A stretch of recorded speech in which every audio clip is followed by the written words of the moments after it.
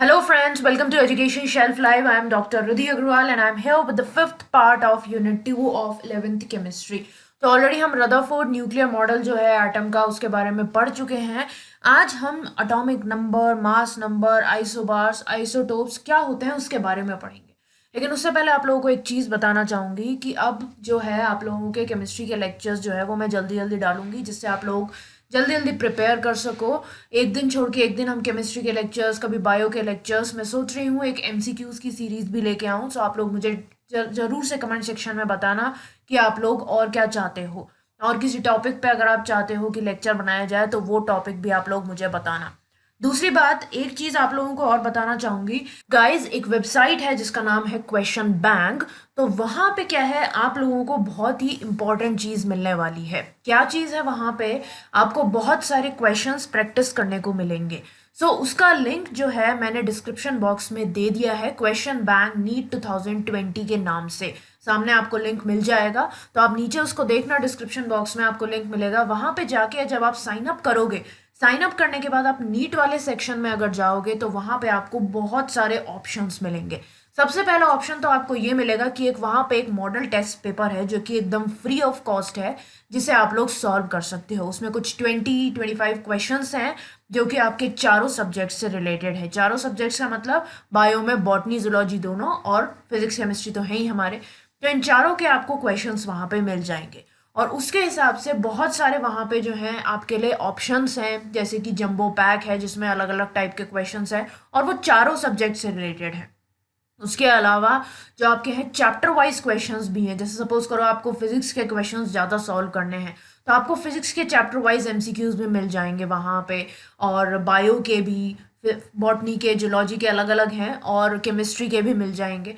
तो उन सब की जो है आपको थोड़ा सा उसके लिए आपको प्राइस देना पड़ेगा। तो बहुत ही कम प्राइस है, उसकी मिनिमम प्राइस है, तो आप उसको जाके वहाँ बाय आउट करो और अपनी जो प्रिपरेशन है और भी ज़्यादा आप उसे स्ट्रेंथन कर सकते हैं। ओके, सो स्टार्ट करते हैं हमारे आज के लेक्चर से। तो पहले हम बात करेंगे एटॉमिक नंबर और मास नंबर की।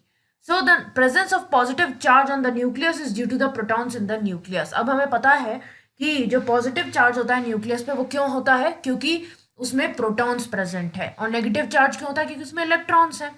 Now the charge on the proton is equal but opposite to that of electron. ये बात हम पढ़ चुके हैं कि प्रोटॉन पे जो चार्ज होता है वो इलेक्ट्रॉन के चार्ज के बराबर होता है, लेकिन ऑपोजिट होता है, क्योंकि ये पॉजिटिव होता है और इलेक्ट्रॉन जो है वो नेगेटिव होता है।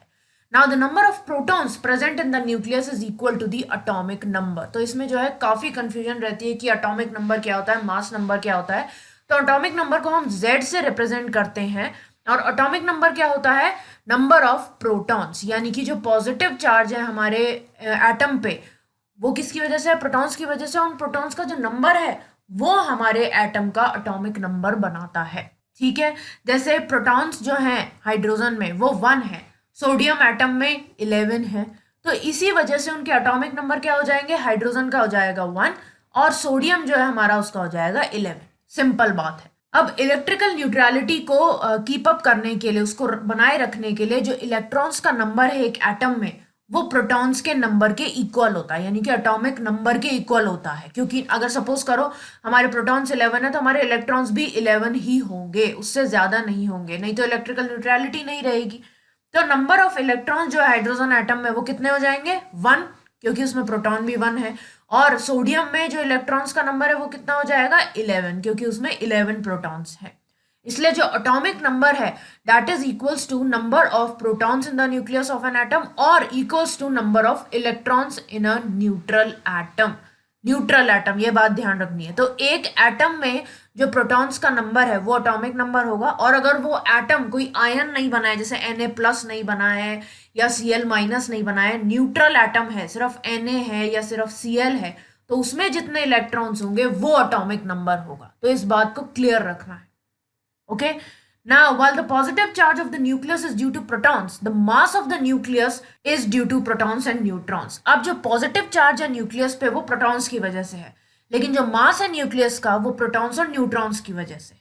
तो अब हमें पता है कि प्रोटॉन्स और न्यूट्रॉन्स जो है वो न्यूक्लियस में प्रेजेंट होते हैं और उनको हम एक साथ क्या बोलते हैं, न्यूक्लियॉन्स। तो ये बात ध्यान रखनी है कि प्रोटॉन प्लस न्यूट्रॉन, क्योंकि इलेक्ट्रॉन तो बाहर की तरफ घूमते रहते हैं लेकिन न्यूक्लियस के अंदर प्रोटॉन और न्यूट्रॉन प्रेजेंट होते हैं, इसलिए उनको कंबाइन करके हम न्यूक्लियॉन्स बोलते हैं। सो जो टोटल नंबर है न्यूक्लियॉन्स का उसको हम मास नंबर बोलते हैं, यानी कि ए। मतलब क्या हो गया कि mass number is equals to number of protons plus number of neutrons, यानी कि atomic number plus number of neutrons is equals to mass number. आ गया समझ में? देखो एक बार मैं फिर से क्लियर कर देती हूं, जो हमारा एटॉमिक नंबर है यानी कि Z, वो क्या होगा, नंबर ऑफ प्रोटॉन्स या फिर number of electrons in a neutral atom, ठीक है। लेकिन जो हमारा मास नंबर है वो क्या होगा, नंबर ऑफ प्रोटॉन्स यानी कि atomic number plus number of neutrons. तो मास नंबर हो गया हमारा number of protons plus number of neutrons, यानी कि atomic number plus neutron number, ठीक है। आ गया समझ में? सो ये हो गया हमारा एटॉमिक नंबर और मास नंबर। अब हम पढ़ेंगे आइसोबार्स एंड आइसोटोप्स के बारे में। सो सपोज करो एक एटम को हम X से रिप्रेजेंट करते हैं, ओके तो उसका मास नंबर और उसका जो एटॉमिक नंबर है उसे हम कैसे रिप्रेजेंट करेंगे, जो उसका मास नंबर है यानी कि A और एटॉमिक नंबर है Z। तो मास नंबर हम लिखेंगे यहाँ पे और जो हमारा Z है यानी कि एटॉमिक नंबर उसे हम लिखेंगे नीचे। तो इस तरह से हम किसी भी एटम के कॉम्पोजिशन को रिप्रेजेंट करते हैं। जैसे कार्बन है, उसका जो एटॉमिक नंबर है वो है 6 और उसका जो मास नंबर है वो है 14। ऐसे ही जो हमारा नाइट्रोजन है उसका एटॉमिक नंबर है 7 और उसका मास नंबर है 14। तो मास नंबर ऊपर रहेगा और एटॉमिक नंबर नीचे रहेगा। तो आइसोबार्स क्या होते हैं, they are the atoms with same mass number but different atomic number. तो आइसोबार्स जो हैं वो ऐसे होते हैं जिनका मास नंबर सेम होता है, यानी कि ऊपर का हिस्सा सेम रहेगा, एंड डिफरेंट एटॉमिक नंबर यानी कि जो Z है यानी कि जो नीचे हम लिखते हैं वो अलग रहेगा। जैसे कि कार्बन और नाइट्रोजन में है, इनका मास नंबर सेम है 14 और 14, लेकिन इनका जो एटॉमिक नंबर है 6 और 7 वो अलग अलग है, तो उसको हम बोलते हैं आइसोबार्स। दूसरी तरफ atoms with identical atomic number but different atomic mass number are known as isotopes. लेकिन ऐसे एटम्स जिनका एटॉमिक नंबर सेम है यानी कि Z सेम है लेकिन उनका एटॉमिक मास नंबर जो है वो अलग है, उसको हम बोलते हैं आइसोटोप्स। तो ये बात ध्यान रखनी है, ओके ना। तो आइसोटोप्स का क्या मतलब हो गया कि आइसोटोप्स में डिफरेंट कैसे होंगे भाई, इसका Z तो सेम है, A अलग है, तो A क्या होता है Z प्लस N, तो Z तो सेम है यानी कि जो आइसोटोप्स हैं उनमें न्यूट्रॉन्स का नंबर डिफरेंट होता है, इसलिए उनका एटॉमिक मास जो है वो अलग अलग हो जाता है। एग्जाम्पल लेके समझते हैं, ऐसे हाइड्रोजन एटम को ही लेते हैं अगर हम, तो 99.98% हाइड्रोजन एटम्स जो हैं उसमें एक ही प्रोटॉन होता है। इस आइसोटोप को हम क्या बोलते हैं, प्रोटियम। ये आप सबने पढ़ा ही होगा और इसको हम रिप्रेजेंट करते हैं H11 से, ओके। कुछ परसेंटेज जो है हाइड्रोजन एटम का उसमें दो और आइसोटोप्स प्रेजेंट होते हैं, यानी कि 99.98 तो इसी तरह से प्रोटियम की फॉर्म में प्रेजेंट होता है, लेकिन जो बचा हुआ परसेंटेज है बहुत ही कम होता है, उसमें दो आइसोटोप्स और आ जाते हैं हमारे। एक आता है ड्यूटीरियम। ड्यूटीरियम जो है वो 0.015% अबंडेंस है उसकी, और उसको हम रिप्रेजेंट करते हैं इस तरह से, यानी कि इसका एटॉमिक नंबर तो सेम है लेकिन इसका न्यूट्रॉन्स का नंबर जो है वो बढ़ गया है, मतलब कि इसमें एक प्रोटॉन और एक न्यूट्रॉन आ गया है। इसमें तो एक प्रोटॉन ही था, इसमें कोई न्यूट्रॉन नहीं है, लेकिन इसमें एक प्रोटॉन और एक न्यूट्रॉन आ गया है, जब भी मास नंबर हमारा 2 हो गया।